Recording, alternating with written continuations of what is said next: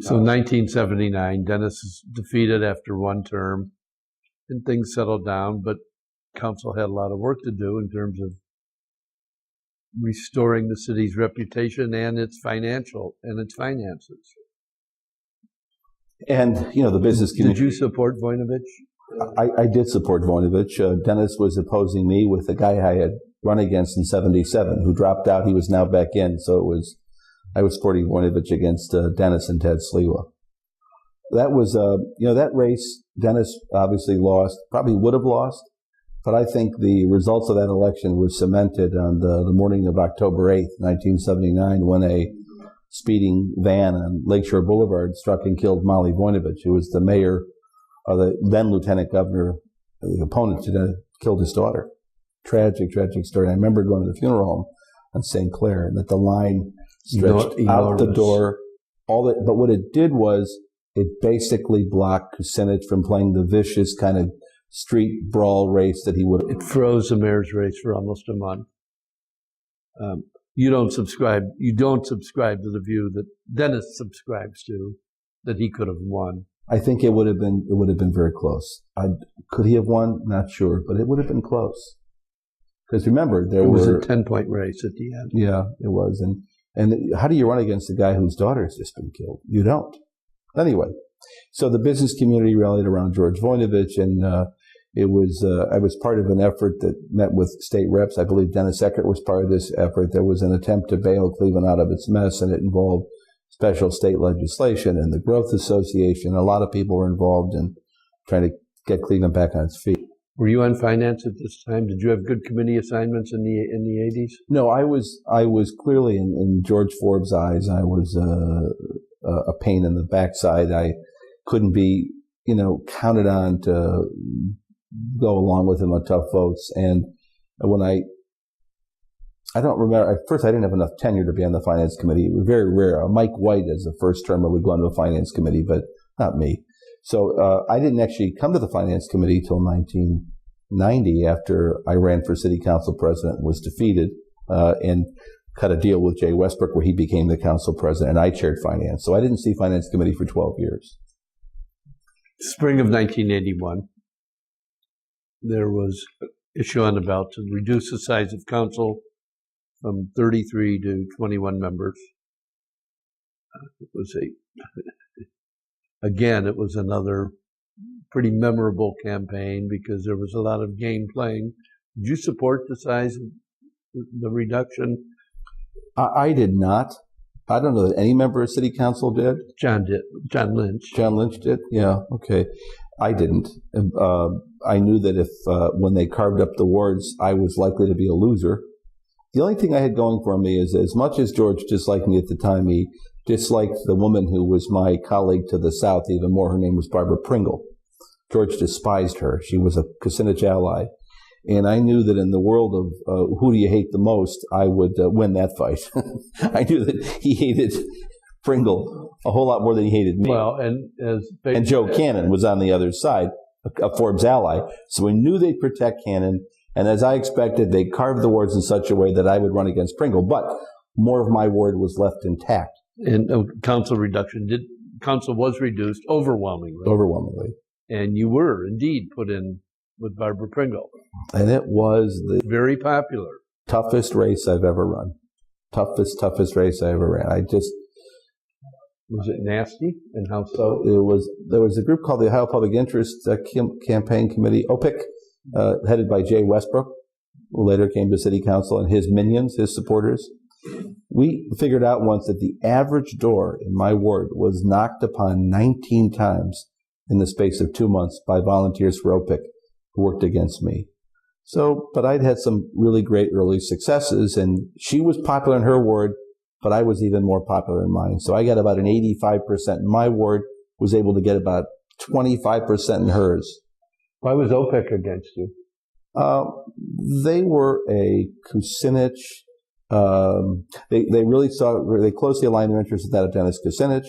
And it became, I think, early on, as much as he might disagree with this, Jay Westbrook, it was one of his political arms, and they viewed me as somebody that didn't subscribe to their philosophy wholly. So again, if you weren't with them, on everything, then you were against him. And so Barbara Pringle then went on to have a long and fairly unproductive career in pretty unproductive, and ironically, she's far more reactionary than how ironic that a group like that, which had a liberal bias, would come after me for somebody who really proved to be, in many respects, really reactionary. But hey, okay, it's politics in Cleveland. So you win re-election. There's 21 council members, and immediately after that election comes one of the most memorable moments in city council's history. You want to talk about what happened? The attempt to right after the election, and your role in that? Well, I was part of a cabal that involved 7, 8, 9 members of council. We were dedicated to removing George Forbes from office. We were not George's friends. George, we knew we'd never have any favor as long as he was there. So we put together a coalition that was going to be both East Side and West Side. And we cobbled together 11 members of council to topple George Forbes. And we did it very quietly, very clandestine operation. Nobody knew about it. And one afternoon, I believe it was a Wednesday after the election, we had a press conference right there in the rotunda. George was out of town. We had a press conference. And I think we knew that, by the way. We had a press conference after we did know that, announcing our support for Lonnie Burton. And Lonnie was an amazing guy. Real Cleveland tragedy, died way too young, but he was willing to take George on. Lonnie himself took on the black establishment. He took on Charlie Carr. He was at master's in sociology, working towards a PhD, powerfully built guy, very funny, smart, and a bit crazed, I might add. Yes, correct. But he had beaten Charlie Carr and Jimmy Bell in successive elections. Right. No small feat. But so he wasn't afraid to take George on. So we had our fragile coalition put together. The most fragile member was a newly elected member of the city council named Larry Jones, who eventually began on to become a municipal court judge. College of Worcester grad, Case Western Reserves. Court of Appeals today. Court of Appeals. And just shaky.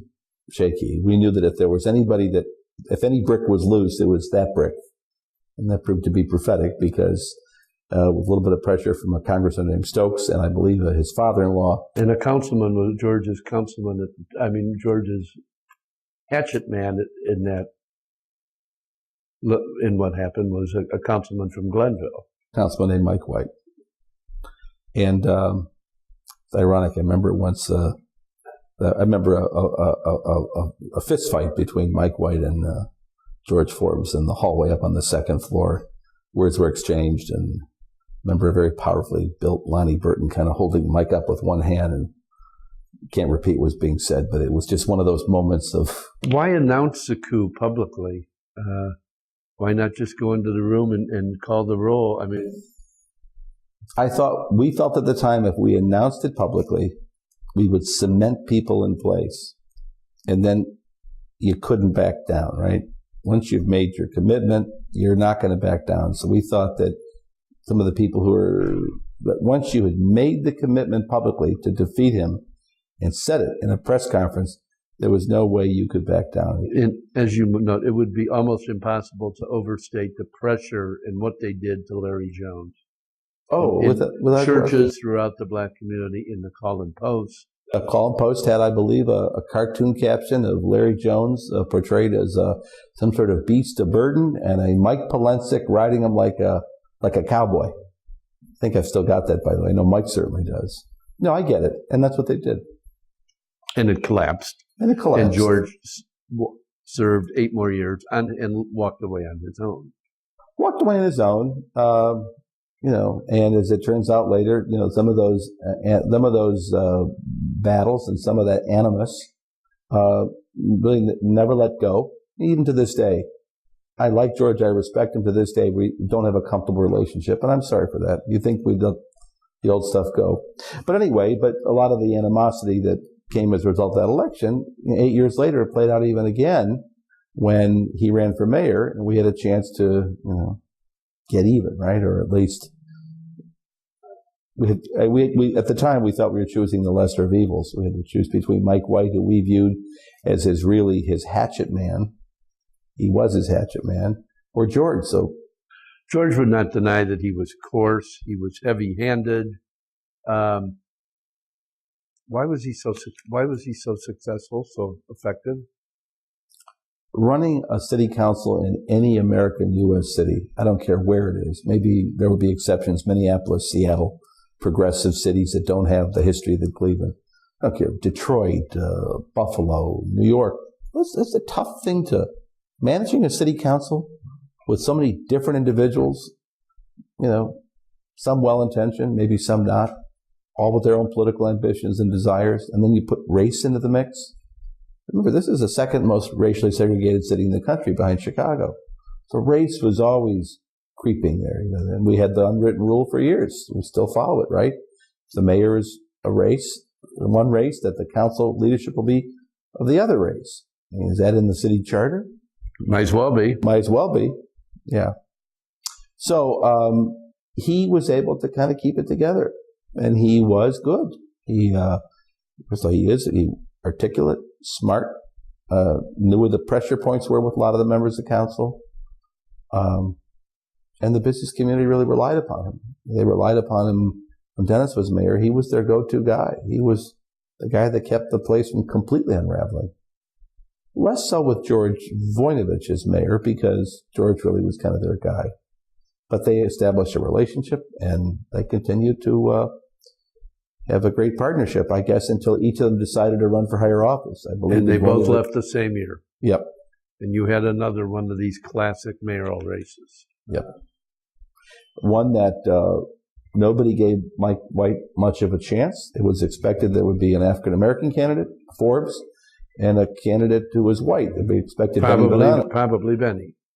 But in those debates, Mike White proved to be incredibly articulate and poised, and people who had to make decisions said, well, that's the smartest guy in the race. Listen to him. He's the guy with vision. He's the guy that's able to articulate the vision. Plain Dealer endorsed him at the 11th hour. And there was crossover on the West Side. A lot of West Side folks decided they would support Mike White. Who did you support? No, it wasn't George. It was Mike White. In the primary? In the general. In the general. Primary, I supported Benny Bonanno, who had become a friend. But I ultimately supported Mike White. And for 4 years, it was a great partnership.